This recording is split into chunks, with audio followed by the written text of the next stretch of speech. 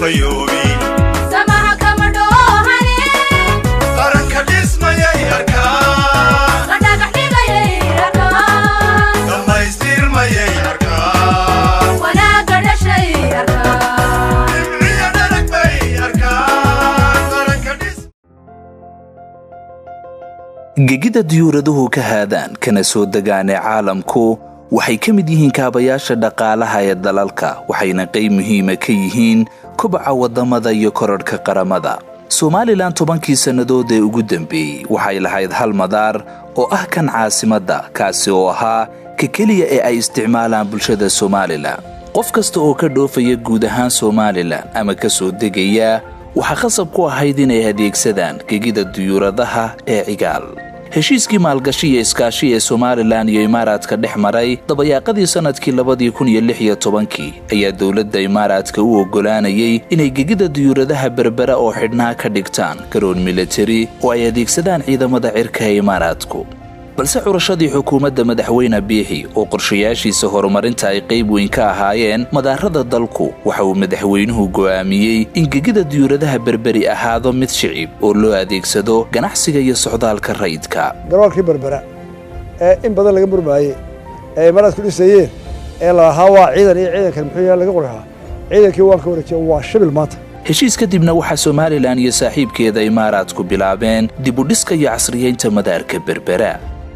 waxa guud ahaan la qaaday oo dib loo dhisay dhabadii diyuuraduhu ku duulayeen waxa loo sameeyay 30 kiiloomitir oo xayndaab ah waxa si casri ah loo qalabeeyay terminalkii waxa la dhisay hangaro leh qaboojiyayaal loogu talagalay kaargooga iyo agabka transitka waxa loo sameeyay leedharkii sahlayay in habeenkii ay ka soo degaan kana duulaan diyaaraduhu waxa lagu diyaariyay ciidamadii ka gurman lahaa xaaladaha degdega halka loo dhameystiray shaqaalihii iyo howlwadeenno u diyaarsan ka howlgelidda madaar caalami ah.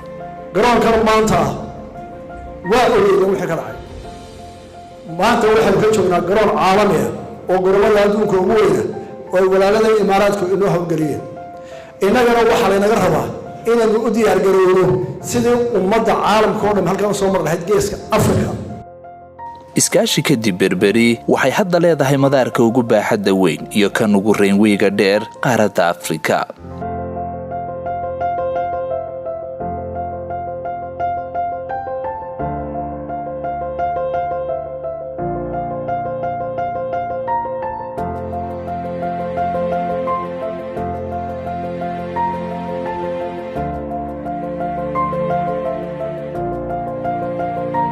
marka laga yimaado shacabka iyo ganacsiga dalka ee adeegsan doona madaarkan Somaliland oo maalinba maalinta ka dambaysa u furmaysa adduunka kuna taala mandaqada istiraatiijiya waxay hantiyeysaa gegid diyuuradeed oo ay isticmaalaan duulimaadada caalamka isaga kala gooshaya iyo ganacsiga adduunka ee mara mandaqadan muhiimka wuxuuna qayb weyn ka qaadan doonaa kobaca dhaqaalaha dalka korodhka ganacsiga wuxuuna isku xidhi doonaa Somaliland iyo dunida.